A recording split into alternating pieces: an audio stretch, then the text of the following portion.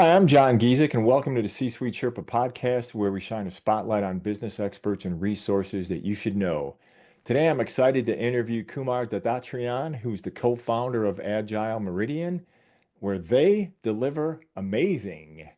Kumar, welcome to the podcast. Tell us a little bit about your company and the customers you serve. Yeah, well, thanks for having me, John. And you did a really good job on the name, by the way. Most people shy away from trying to pronounce that last name, and you took it on and you did great.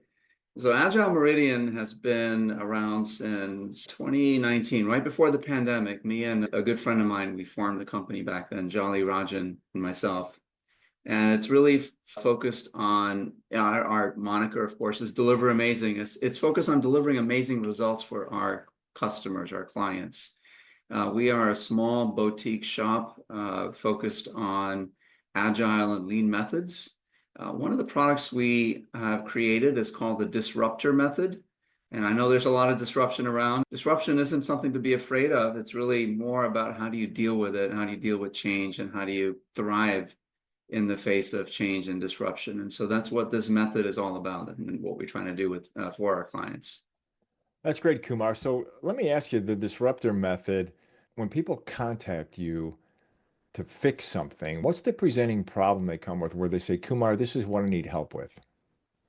It sort of runs the gamut. I mean, most of our clients are Fortune 500s and who have used agile and lean methods maybe in the past and haven't been very successful with it.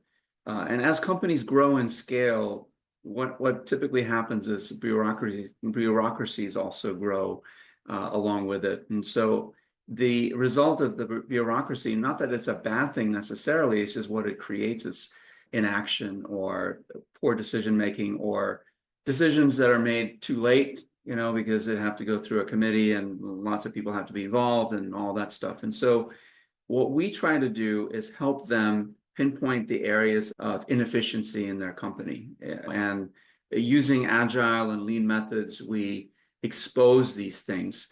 What the disruptor method really does more specifically is help a leadership team or a catalyst team focus on the things that they have the most control over, which is themselves, right? So it's really coaching the leadership team and how to sort of relearn some of the techniques that got them to where they were, or got the company to where they were, right? But now they've forgotten because the company's gotten so big and these departments have gotten siloed. And so it's really reconnecting them with what made them successful in the first place, the collaboration that's required, the visibility that's required.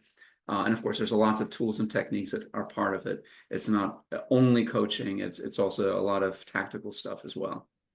Got it. That's great. Thanks for sharing that, Kumar. So, what differentiates you or your approach from other companies in your space? We take a very sort of human-centric approach. We're not about we're not coming in with a solution. The disruptor method is not a solution. It is a set of practices and a set of patterns that have been proven over time with many different industries, with companies large and small. It's been proven to work because, again, it helps the company regain their mojo, so to speak. What differentiates us from others is that we don't come in with a prescriptive approach. What we come in with is an approach that is more dialogic. So we have a lot of conversations with the people that we're working with, and we try to glean and understand the problems that they're facing. And we use some tools. We do some assessments of the company. We do some assessments of the individuals that we'll be working with, whether it's a C-suite or a level below that or a product leadership team or whatever it might be. It's usually geared to and focused on leadership.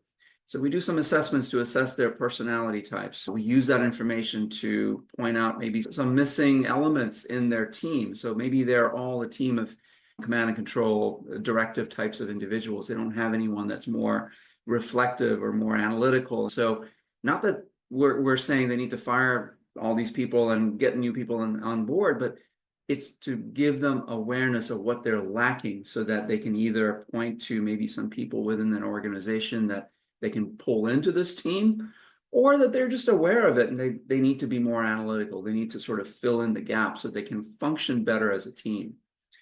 We also do assessments on their collaboration style, how they collaborate with other divisions, departments in their company. We do something called value stream analysis, where we map out the flow of value through their company. And the intent really is to figure out where the flow of value is being blocked. So if you think of the flow of value as a stream of water, where are the big rocks in that stream that are damming up the works, right? And so we do this value stream analysis to give them really clear, actionable insights into ways that they can improve their processes, their business. And more importantly, it's about the people that are running the business, right? So to give voice to the people that they lead so they can go talk to these folks that are on the front lines, on the manufacturing floor, on the sales floor, on the whatever floor it is, to figure out, okay, what isn't working and how can they, the leaders, figure out a way to move those rocks, move them out of the way so the water flows again. Yeah, that's a great approach. I really like when you were talking about the personality style. If you have a C-suite with all the same personality style, there's going to be several blind spots that nobody's thinking of because they're just not wired that way. If you're, Right. to go back to a disc profile, if they're all D's and you Yeah, don't have any energy or any analytical, or you need the guy with the stack of spreadsheets. You need the guy that says, hey, have we thought about this? And just like you said, just increasing the awareness of that doesn't mean they have to clean house at the C-suite. It just means that they have to know that that's missing when they make their decisions. absolutely. I'll give you an example. We work with a company, a fairly small manufacturing firm in Ohio, and they build beverage bottling machines, or the things that bottlers use to bottle their Coke and Sprite and that sort of thing. And their leadership team, even as small as they were, and they're medium size as they were and maybe still are, they didn't get together except for once a year during the strategy meetings. And then the rest of the year, the strategy was put on a shelf and forgotten. They just went about business as usual, right? And so this approach was really helping this team understand each other better. So where sales and engineering and operations and manufacturing and all these folks were involved in the disruptor method process, they were able to improve their bottom line. Their EBITDA improved by, I don't know the percentages, but significantly enough to where they were purchased by a much bigger company that are then used that same model to help other companies in their portfolio. So they did well, right? They were stagnant, their sales were stagnant, their profits were stagnant, and the disruptor method helped them reverse that trend and really start talking to one another. Where engineering and sales never had a conversation, now they're having conversations. Kumar, that's great. So just quick out of curiosity, how long was that engagement with the customer that you just gave the example for? Is it, I mean, it's typically like wouldn't it be a year? I mean, I can't imagine you go in there and sprinkle some magic dust and everything's all fixed. I mean, that takes a lot of work. Yeah, I mean, the bulk of the work was probably the first 6 to 8 months, after which, so we go in, we don't expect to be there forever. In fact, our the way we work is that we want to work ourselves out of a job. We want to help build capability in the client organization so they don't need us anymore, right? And so we can typically see results within 6 months, sometimes even sooner than that. In fact, I mean, organizations that are maybe hundreds of people or thousands of people, we may need to repeat that process with different product leadership teams, right? Or different catalyst teams. But typically we see results within 6 months of starting with them. We're not embedded. The bulk of the work is done in the beginning, where we do the assessments and the coaching. After that, we're there a couple of times a week at most in the key meetings to help coach them, guide them. We may initially facilitate these meetings, but then we want to hand that off to someone internally as quickly as possible so they own it, they believe in it, and they do it better than we can, right? Because we're not in there every day. It's their company. Yeah, Kumar, that reminds me of an analogy. One of my other interview guys, he was like, "We don't want to be on your speed dial. We want to be on your Christmas card list." That's There what you he go. said. So Exactly. work yourself out of the job, right? I'm Exactly. not looking for a lifetime income from you. I'm looking to get in, fix it, and get out. Yeah, so that's Yeah. great. So what do you Because I think mean, the biggest? at the end of the day, it results in referrals for us, and they do call us back for strategic meetings, for advice, for advisory services, for coaching, individual one-on-one coaching, things like that. And so it's not like we don't hear from them ever again. We want to hear from them, just not if we're doing the same thing 2 years into an engagement, then we're not doing our jobs well. Yeah, Not delivering amazing, something. Yeah, right. Yeah, you're just delivering adequate, right? mediocre. Yeah, mediocre, right. So Kumar, what do you think is going to be the biggest hurdle in your industry over the next 2 to 5 years?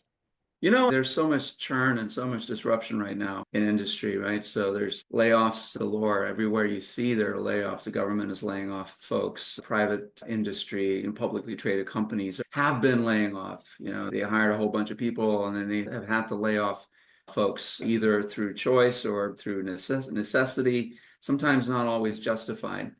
I think the biggest hurdle for us is really getting the word out as to what we do and how we help companies. A friend of mine actually used this analogy, and it fits quite well. A layoff is like an amputation. It's like you're cutting off your fingers or your arm or your leg, and so the company is going to limp along for a while before, and they're not going to grow a new limb unless they're a lizard or something, right? So they're going to limp along, probably not as efficient as they were, and never will be until maybe sometime in the future as they adjust to the new size of the workforce that they have. Not layoffs aren't always justified. Maybe sometimes they are, but our goal, our aim really is to help companies avoid those layoffs, to be as efficient as they can be, to disrupt themselves. A company, a CEO, a leadership team has always got to be thinking about who is out there that's going to disrupt me, disrupt us, and how can I do that before they do? Right? How can I disrupt myself? How can I disrupt our company so that we can stay competitive, stay on the bleeding edge before somebody disrupts us and we're out of a job?